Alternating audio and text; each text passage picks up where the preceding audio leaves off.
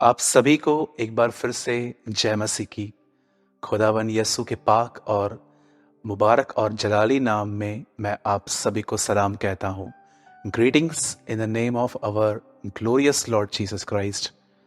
मैं एक बार फिर से अपने खुदावन का शुक्र करता हूँ जिन्होंने हमें जिंदा रखा और तंदुरुस्त रखा है।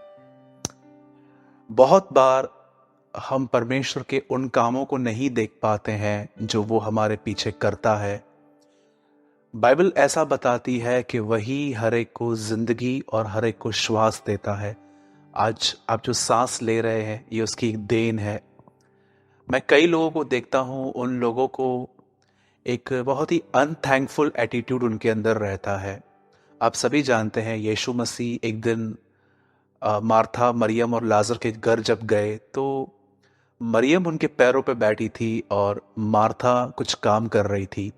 तब मार्था ने अचानक आकर कहा कि प्रभु, क्या आपको चिंता नहीं है कि मैं अकेले काम कर रही हूँ? वो कंप्लेन कर रही थी। आप में से कितने लोग ये बात जानते हैं कि कौन से लोग होते हैं जो कंप्लेन्स करते हैं, शिकायत करते हैं? ये वो लोग होते हैं जो उस अनसीन वर्ल्ड को, उन कामों को जो खुदा उनके लिए करता है, देख नहीं पाते। मैं आपको एक एग्जाम्पल देता हूँ। अगर आप कभी बीमार नहीं पड़े हैं तो क्या आप जानते हैं ये परमेश्वर का आप पर एक अनुग्रह है, एक दया है उसकी। आप अस्पताल में जाइए, कितने सारे लोग हैं जिन्हें कैंसर है, एचआईवी है। इन दिनों में कितने लोग कोविड की वजह से, इस बीमारी की वजह से, कोरोना वायरस की वजह से मर गए, लेकिन आप जिंदा हैं। कई सारे लोग हैं जो स्टेशन पे सोते हैं, रास्तों पर सोते हैं, उनके पास खाने के लिए नहीं होता, वो किसी और पे डिपेंड हैं। पर आपको एवरी डे गरम गरम रोटी, सब्जी, हर चीज आपको मिलती है। ये परमेश्वर की दया है। बहुत सारे जो लोग हैं उनके पास आज नया बिजनेस करने के लिए पैसे नहीं है, उनके पास जॉब नहीं है, लेकिन आपके पास जॉब भी है और आपके पास इतना है कि आप खा रहे हो। ये परमेश्वर की दया है। कई सारे लोग जो अपने से ऊपर की जिंदगी देखते हैं कि इस आदमी ने इतना कुछ बनाया है, मैंने तो ऐसा कुछ भी नहीं किया। मैं आपको कहना चाहता हूं, कभी भी अपने ऊपर के लोगों को ना देखें, पर वो देखें जो आपके नीचे हैं। मैं एक बात हमेशा कहता हूं जो मैं आज भी आपसे कहूंगा, आप जो जिंदगी जी रहे हैं, करोड़ों लोगों की ये इच्छा है, उनकी ये मर्जी है कि वो आपकी तरह जिए, पर वो नहीं जी पाते। इसलिए मैं आपसे कहना चाहता हूं, always be a thankful person. हमेशा एक धन्यवाद करने वाले व्यक्ति बने।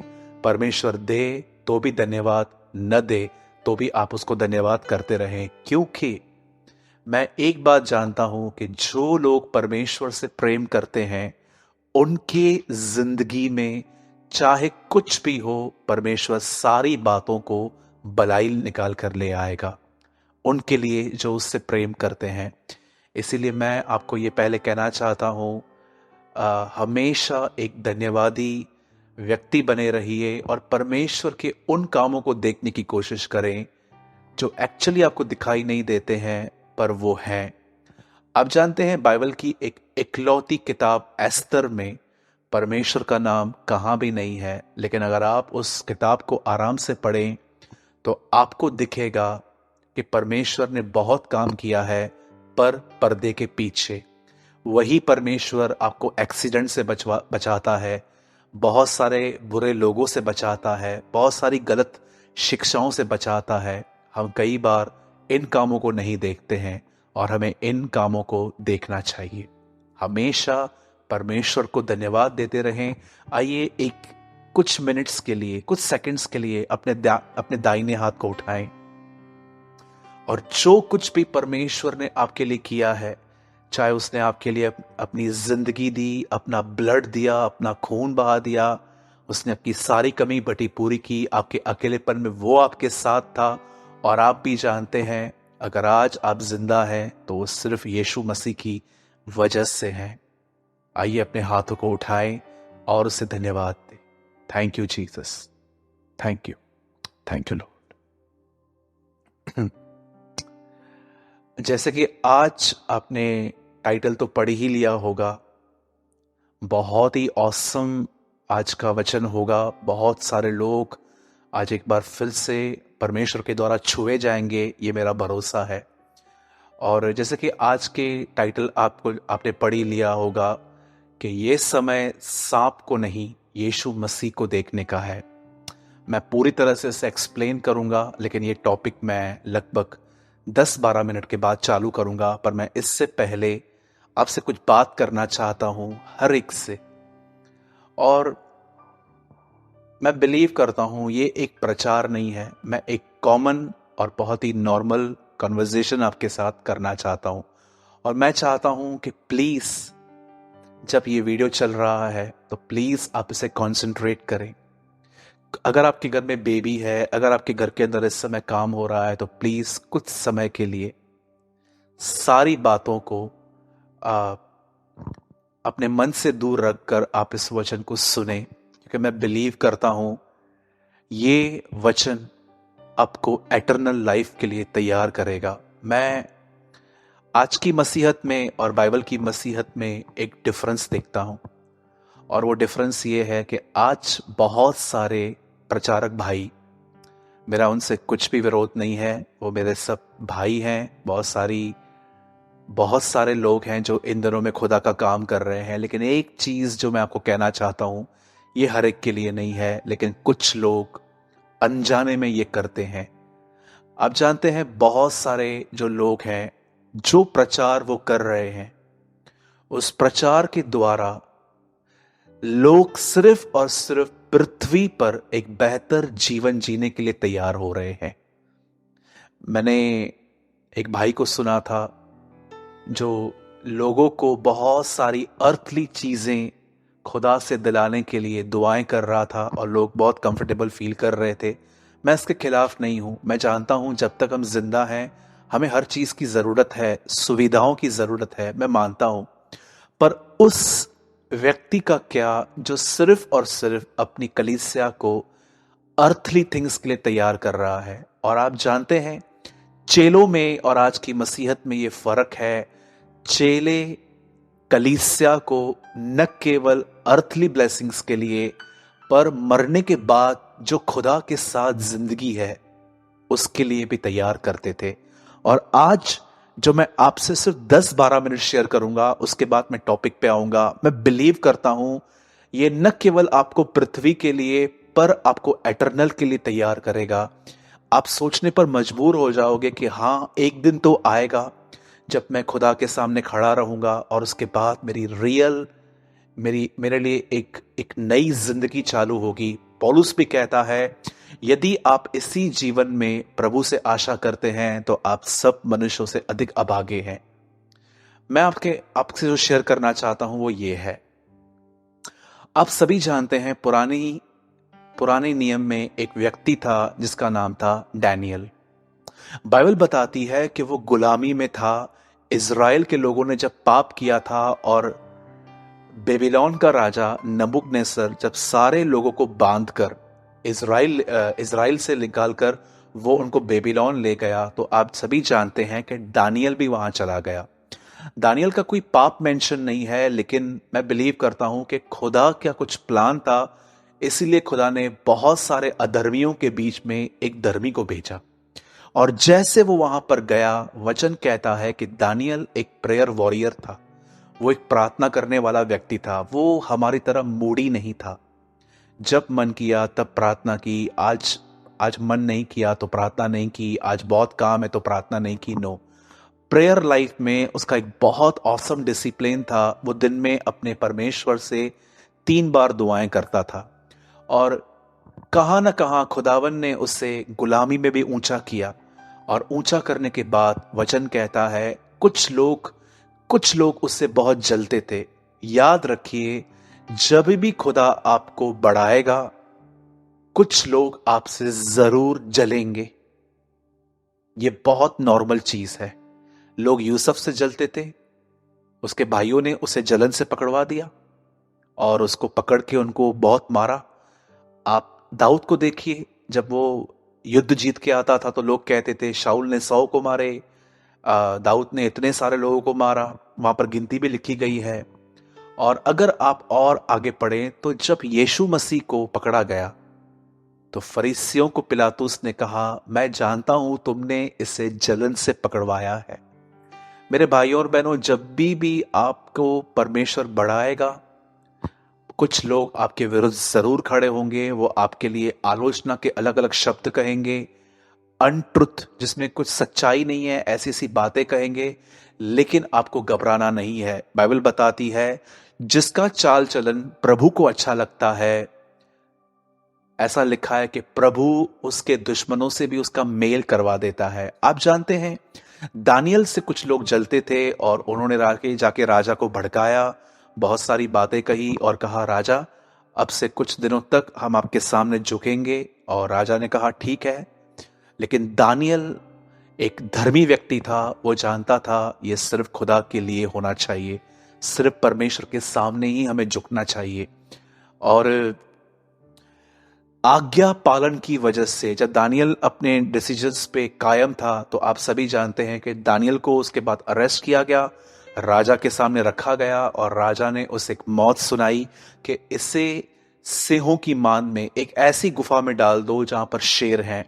जब दानियल को उस शेर की मान में डाल दिया गया और अगले दिन जब राजा ये चेक करने के लिए कि दानियल का क्या हुआ, उसकी हड्डियां या उसका मांस देखने के लिए, जब वो वहां पर झुकने के लिए वहां पर आया देखने के लिए, तब बाइबल बताती है दानियल जिंदा था। और दानियल जब सिंहों की मान में था ही, तब दानियल ने एक सीक्रेट बताया है जो आज हमें समझना है। दानियल ने एक बात कही, दानियल ने कहा, मैं अपने परमेश्वर की नजर में निर्दोष पाया गया हूं। क्यों परमेश्वर दानियल के लिए उस मान में उतरा, उस डैन में उतरा और परमेश्वर ने उसे एक ऑसम वे में बचाया? क्या रीजन था? आजकल कुछ लोग कहते हैं आपको कुछ नहीं करना है, प्रभु ने क्रूस पे सब कुछ कर दिया है, आप उसके बस क्रूस के काम पर बिलीव करो, आप बच जाओगे। मुझे समझ में नहीं आता है कि आज कुछ लोग इतनी इम्बैलेंस प्रीचिंग क्यों कर रहे हैं। अगर आप इस चीज को देखोगे कि सिर्फ आपको यीशु मसीह पर ही, और मैं बताता हूं ये लोग ये भी बोलते हैं कुछ लोग के मनुष्य व्यवस्था के कामों से नहीं परंतु मसीह पर विश्वास करने से धर्मी ठहरते हैं। बिल्कुल ये लिखा है, पर आप एक वर्ड को कोट नहीं कर सकते। सिर्फ आपको सच्चाई जानने के लिए पूरी बाइबल को समझने की जरूरत है। आज कुछ लोग कहते हैं नहीं, सब कुछ यीशु क्रूस पे कर चुका है, आपको सिर्फ बिलीव करना है। मेरे भाइयों, मेरी बहनों, इन रॉन्ग टीचिंग से बाहर आइए। पौलुस कहता है मैं अपने उद्धार के काम को पूरा कर रहा हूं। पतरस कहता है जब न्याय की शुरुआत ही हमसे होगी तो उनका क्या होगा जो उसके सुसमाचार को नहीं मानते। मैं आपको कहना चाहता हूं, यीशु मसीह ने ये नहीं कहा मेरे पास आओ मैं तुम्हें नम्र करूंगा, उसने हमें आज्ञा दी नम्र बनो। उसने ये नहीं कहा कि आओ मैं तुम्हें दीन बनाऊंगा, उसने कहा दीन बनो। कुछ काम हमारे लिए भी हैं। अगर आप सिर्फ ये बिलीव करते हो कि यीशु मसीह मेरे लिए मरा, अब मैं जो चाहूं मैं कर सकता हूं, तो मैं आपको बताना चाहता हूं आप धोखे में जिंदगी जी रहे हैं। यहां पर दानियल एक परमेश्वर का महान जन, एक प्रभु का एक महान व्यक्ति, जानते हैं क्या कहता है? वो कहता है परमेश्वर ने मुझे बचाया क्योंकि मैं उसकी दृष्टि में निर्दोष पाया गया हूं। और कुछ ट्रांसलेशंस कहते हैं कि मैंने अपना विवेक शुद्ध रखा है। आज अगर आप किसी से भी आप पूछोगे आपकी गवाही क्या है, आप प्रभु में कैसे आए, तो लोग आपको कहेंगे मैं जब प्रभु में नहीं था तो मैं बीमार था, प्रभु ने मुझे चंगा किया। मैं प्रभु को धन्यवाद देता हूं आपकी चंगाई के लिए। कुछ लोग कहते हैं मैं कर्जे में था और प्रभु ने मुझे कर्ज से निकाला, प्रभु का धन्यवाद। कुछ लोग कहते हैं कि मेरी ये सिचुएशन थी, खुदा ने बदल दी, बहुत अच्छी बात है। मैं किसी भी काम का डिनाई नहीं करता हूं, पर क्या आपको नहीं लगता कि अब हमें एक कदम और आगे आना चाहिए? अब हमें चमत्कारों से अधिक इस चीज पे ध्यान देना चाहिए कि हमारा विवेक हर व्यक्ति के प्रति शुद्ध हो और परमेश्वर की नजर में क्लीन हो।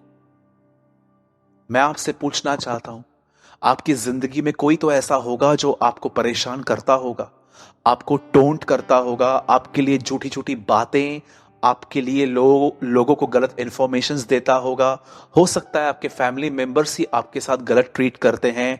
मैं आपसे कहना चाहता हूं, क्या आपने अपने सताने वालों के लिए प्रार्थना की है कि आप उनका नाम दूसरों को बताते हो कि ये मुझे परेशान करते हैं?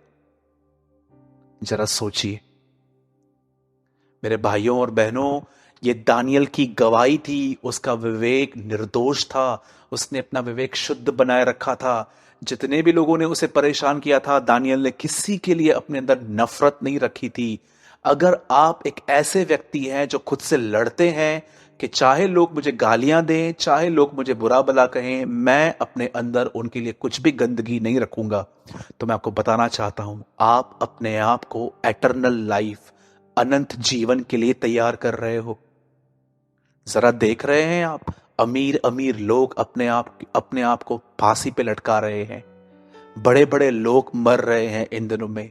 वही पैसा जिसको कमाने के लिए उन्होंने पूरी जिंदगी दे दी, क्या वो पैसा वो अपने साथ ले गए?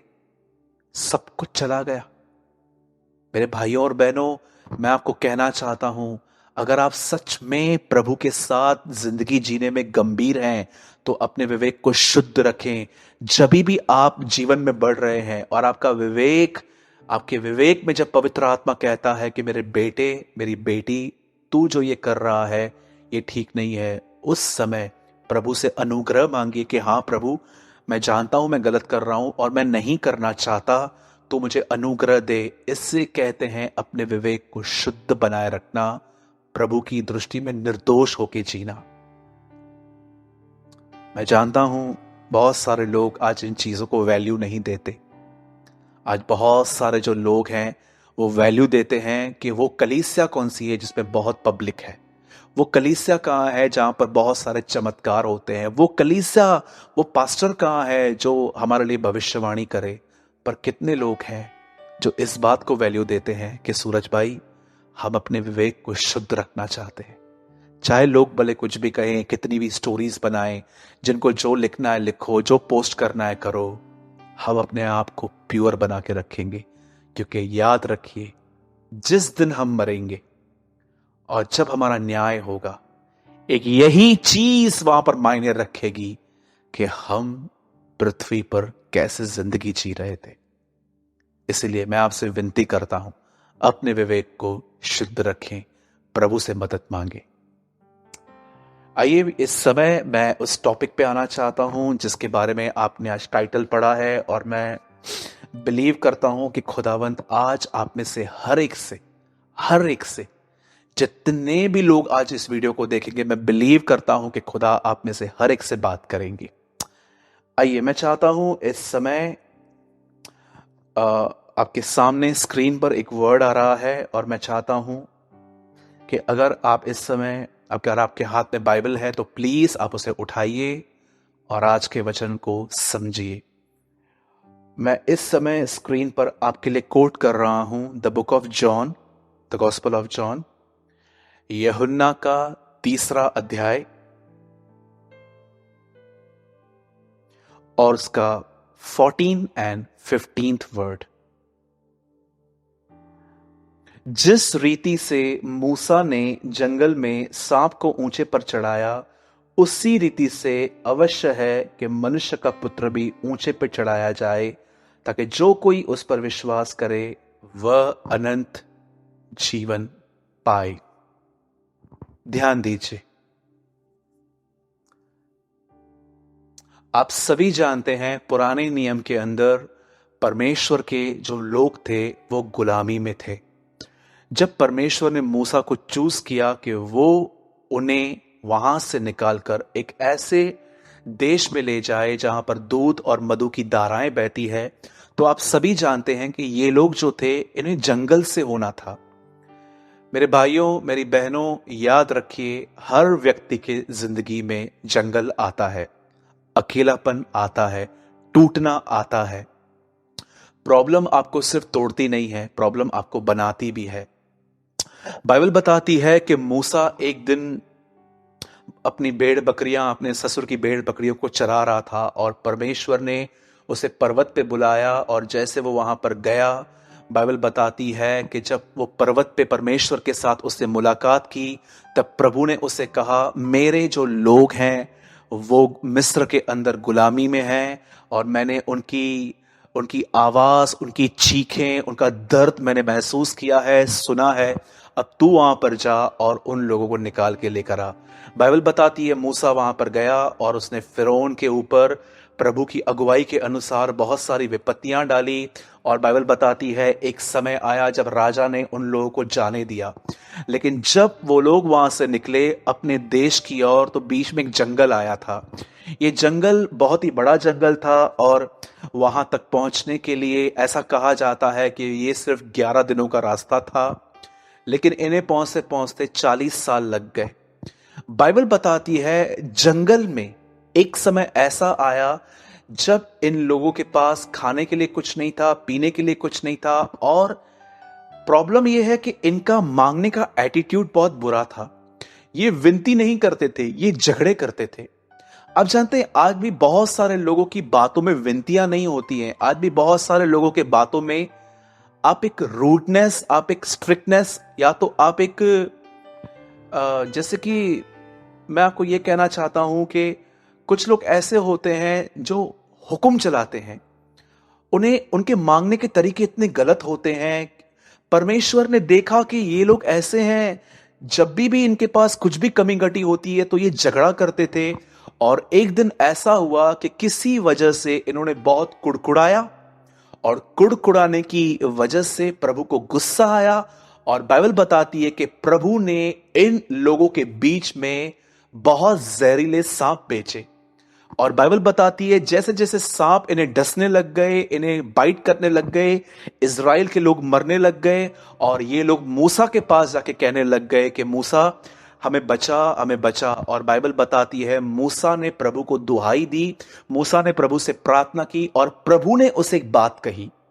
प्रभु ने उसे कहा, तू एक लकड़ी ले और उस पर एक पीतल का सांप चढ़ा, और जब इजरायली उस सांप को देखेंगे वे चंगे हो जाएंगे।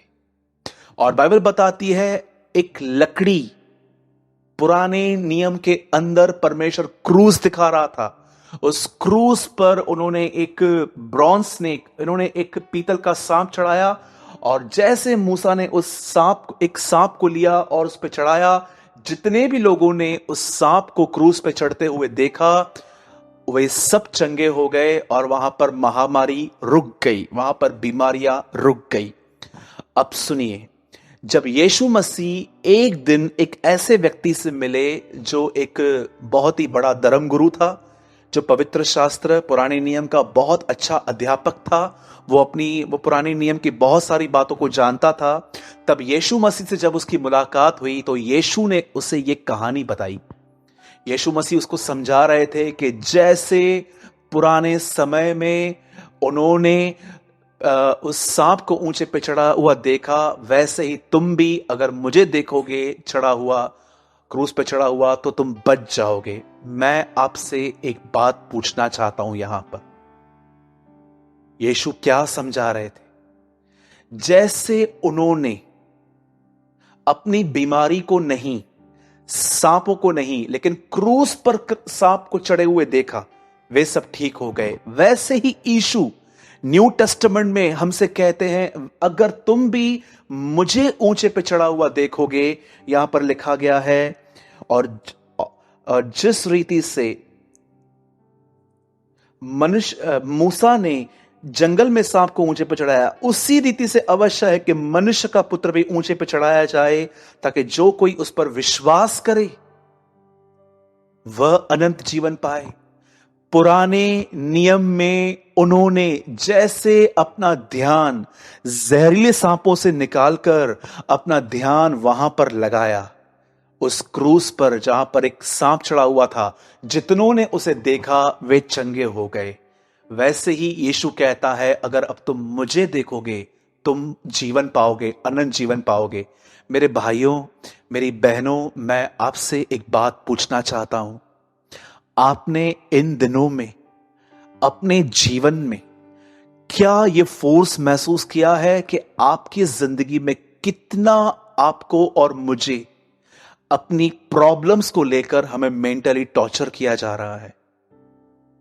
मैंने रिसेंटली अपनी आत्मा में ये सेंस किया है, मैंने इस बात को महसूस किया है कि इस पृथ्वी पर कुछ तो न्यू स्टार्ट हुआ है दुष्ट आत्माओं के द्वारा। के मुझे लगता है कि कुछ है यहां पर, इन दिनों में कोई अंधकार है जो लोगों को सुसाइड कमिट करने के लिए कह रहा है, लोगों को मेंटली टॉर्चर कर रहा है, लोगों का ध्यान उनकी तकलीफों में इतना डालने की कोशिश कर रहा है कि ये लोग स्ट्रेस ले लेके बीमार पड़ जाएं, ये लोग स्ट्रेस ले लेके चिड़चिड़े हो जाएं, ये लोग स्ट्रेस लेकर अपने आप को इतना परेशान, इतना थका हुआ महसूस करें और ये लोग गलतियां करें। मेरे भाइयों, मेरी बहनों, मैं आज आपको कहना चाहता हूं, जैसे हम अपना घर शिफ्ट करते हैं, अगर हमें एक घर में मजा नहीं आता है, या तो हम अपने घरों के अंदर देखते हैं कि बारिश में पानी आ रहा है, या तो हम अपने घर के अंदर कुछ चीजें फेस करते हैं, तो कभी कभी हम फैमिली बढ़ने पर भी हम अपने घरों को शिफ्ट करते हैं। वैसे ही आज आपको अपना फोकस शिफ्ट करना है। अपना फोकस उन सांपों की तरफ मत देखिए जो आपकी जिंदगी में काम कर रहे हैं। गरीबी एक सांप है, बीमारी एक सांप है, बहुत सारी चीजें एक सांप की तरह आपकी जिंदगी में आपके अंदर स्ट्रेस, पॉइजन डालने का काम कर रही हैं। मैं आज आपको कहना चाहता हूं, अपना फोकस बदलिए। मेरे भाइयों और बहनों, जितना अपनी प्रॉब्लम को देखोगे उतनी ही वो प्रॉब्लम आपके अंदर बढ़ती जाएगी और ये प्रॉब्लम, ये स्ट्रेस आपकी भूख को कम कर देंगे। आपको खाना कम अच्छा लगेगा, आपको नींद नहीं मिलेगी, नींद में भी आपको तरह तरह की बातें याद आएंगी, दिमाग चलेगा और आपका नेचर ऐसा हो जाएगा कि आप किसी को भी पॉजिटिव वे में नहीं देख पाओगे। अब देखिए, यहां पर एक स्टोरी बताई गई है कि पुराने नियम में कैसे मूसा ने एक सांप को क्रूज पे चढ़ाया। आप जानते हैं, ये एक प्रॉफिटिक मैसेज था हमारे लिए भी और इज़राइल के लोगों के लिए भी कि देखो, ये जो सांप है, एक दिन जब यीशु मसीह उस क्रूज पे चढ़ेगा तो उस सांप के कामों को खत्म कर देगा। मैं आपको बताना चाहता हूं, आज से बहुत साल पहले मोसेस ने एक प्रॉफिटिक मैसेज प्रीच किया था इज़राइल के बीच में, जिसे शायद वो लोग नहीं समझ पाए थे, लेकिन मैं समझ पाया हूं, आप समझ पाएंगे कि क्रूस पर जब उन दिनों में महामारी फैली हुई थी, जब सांप उन्हें डस रहे थे और वो मर रहे थे, उन दिनों में जैसे एक सांप को उन्होंने लिया, उसे क्रूज पे चढ़ा दिया, लकड़ी पे चढ़ा दिया और जितने लोगों ने उसे देखा वे बच गए थे। ये एक प्रॉफिटिक मैसेज है कि एक दिन लकड़ी पर यीशु मरेगा और सांप के सारे गंदे कामों को, शैतान के सारे गंदे कामों को जो हमारे जिंदगी में चल रहे हैं, वो उनको खत्म कर देगा। इसीलिए यीशु मसीह निकोदेमुस को यह समझा रहे थे कि जैसे मैं ऊंचे पे चढ़ाया जाऊंगा और जो मुझे देखेगा वो जीवन पाएगा। आज इस मीटिंग को समाप्त करने से पहले मैं आपसे पूछना चाहता हूं, आप बाइबल पढ़ने वाले लोग हैं, आप दुआ करने वाले लोग हैं, आप फास्टिंग करने वाले लोग हैं, लेकिन मैं आपसे पूछना चाहता हूं, ये सब करने के बाद आपका ध्यान कहां रहता है? कहीं ऐसा तो नहीं कि आप प्रेयर करते हैं और प्रेयर करने के बाद वापस अपने प्रॉब्लम्स के बारे में सोचते हैं? कहीं ऐसा तो नहीं कि आप बाइबल पढ़ते हैं और कुछ समय तक आप बाइबल में बिजी रहते हैं, लेकिन फिर वापस आपका दिमाग चलना चालू हो जाता है और आप भी अपने दिमाग के साथ एक मन हो जाते हैं? कहीं ऐसा तो नहीं कि आप फास्टिंग कर रहे हैं, लेकिन आप परमेश्वर पर नहीं, पर बहुत हद तक अपनी फास्टिंग पे बिलीव करते हैं कि फास्टिंग करूंगा तो सब ठीक हो जाएगा? मेरे भाइयों और बहनों, अपने फोकस को शिफ्ट कीजिए, अपने ध्यान को हटाइए। बाइबल बताती है, आओ हम पृथ्वी की नहीं परंतु स्वर्गीय वस्तुओं पर ध्यान दें, मसीह पर ध्यान दें। अब आप कहोगे, ब्रदर आपकी सारी बातें हमें समझ में आ रही हैं, पर बताइए, एक ऐसा टाइम आता है जब सिचुएशन हम पे हावी हो जाती है, जब हालात हम पे हावी हो जाते हैं, उस समय हम क्या करें? मेरे भाइयों, मेरी बहनों, आज से परमेश्वर से प्रार्थना करें कि प्रभु मुझे अपने आप से और विचारों से लड़ना सिखा। और मैं आपको बताना चाहता हूं, दाऊद कहता है, उसने मेरे हाथों को लड़ना सिखाया है। वही परमेश्वर जिसने पुराने नियम में दाऊद को युद्ध युद्ध कैसे करना है, लड़ाई कैसे करनी है, परमेश्वर ने उसको सिखाया था।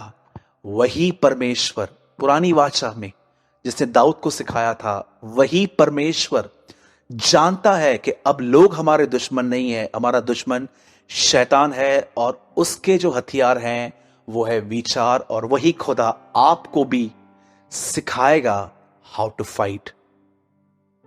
आप जानते हैं कैसे लड़ा जाता है, इसका मैं थोड़ा आपको बताना चाहता हूं। सबसे पहले अपनी बाइबल स्टडी को स्ट्रांग कीजिए। जब भी आपको ख्याल आते हैं, चाहे वो कोई भी ख्याल हो, चाहे वो आपके पैसों से जुड़ा हो, फ्यूचर के प्रति जुड़ा हो, मैरिज लाइफ के प्रति जुड़ा हो, आपके पास कलाम होना चाहिए बोलने के लिए। और जब भी ख्याल आते हैं, उस समय उस कलाम को कहिए। और उसके बाद ये ख्याल अगर उसके बाद भी आपके मन में घुसते हैं, तो आपको अपने आप में यही याद रखना है कि जो मेरे मन में चल रहा है वो नहीं, लेकिन जो मैंने कन्फेस किया है वही मेरी जिंदगी में होगा। इसे कहते हैं लड़ाई करना, लर्न टू फाइट। मैं आपको कुछ कन्फेशंस दे रहा हूं, हो सके तो लिख लीजिए। अगर आपकी जिंदगी में फाइनेंशियल प्रॉब्लम है तो फिलिपियों 4:19 में लिखा है, मेरा परमेश्वर मेरी सारी कमी घटी को पूरी करेगा। इसे कहिए। अगर आप बीमार हैं तो यशाया 53 में लिखा गया है, उसी के मार खाने से मैं चंगा होता हूं। अगर आप एक ऐसी बहन हैं जिसे बच्चे नहीं हैं, नीति वचन में, मैं इसका चैप्टर नहीं जानता हूं, लेकिन ये वर्ड आप याद रख लीजिए, गर्भ का फल यहोवा की तरफ से आता है। अगर आप बहुत स्ट्रेस में हैं किसी भी वजह से, चाहे आपका ब्रेकअप हुआ है, चाहे आपका पास्ट आपको तंग कर रहा है, 2 कुरिन्थियों 10:4 लिखा है, हम हर कोरी कल्पना को खंडन करते हैं। मेरे भाइयों और बहनों, अगर आप ये फील करते हैं कि आपके घर के ऊपर कोई ब्लैक मैजिक कर रहा है, तो आप ये कह सकते हैं, लूका में लिखा गया है 10वें अध्याय के अंदर, किसी चीज से हमें कोई हानि नहीं होगी। Learn to fight. सांप को नहीं, यीशु मसीह को देखिए, वो परमेश्वर का वचन है। प्रकाशित वाक्य 19:13 में लिखा गया है, यीशु परमेश्वर का वचन है। वचन को देखना है, वचन को कन्फेस करना है, वचन को अपने मन में रखना है, और आप एक विजयी व्यक्ति होकर निकलेंगे। मैं फिर से कहता हूं, सांप को नहीं, यीशु मसीह को देखिए। उन डसने वाले सांपों को नहीं, उस चंगा करने वाले यीशु की तरफ देखिए। Let's pray.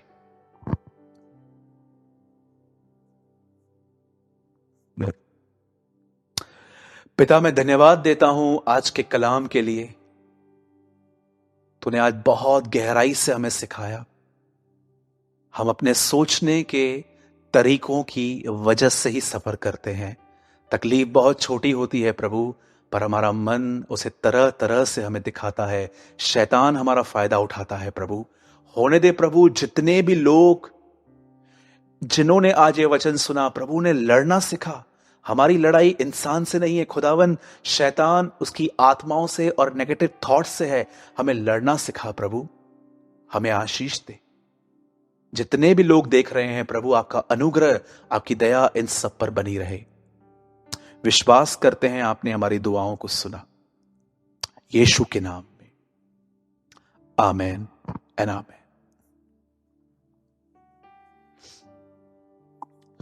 मेरे भाइयों, मेरी बहनों, मैं विश्वास करता हूं कि आपने आज के वचन से बहुत आशीष पाई होगी और आपने बहुत सारी चीजें समझी और सीखी होंगी।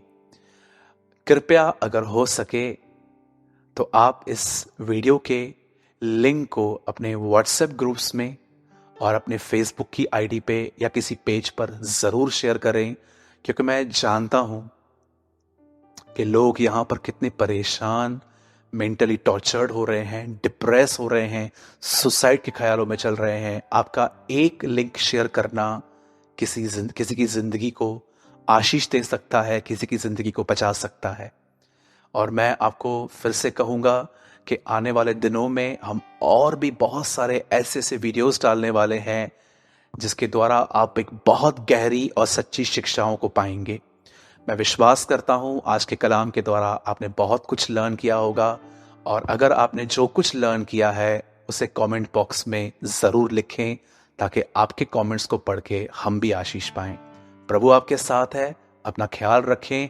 खुदावंद आपके साथ है और वो हर चीज़ में से आपके लिए भलाई उत्पन्न करेगा। तो प्रभु आपके साथ है। आप सभी को जय मसीह की।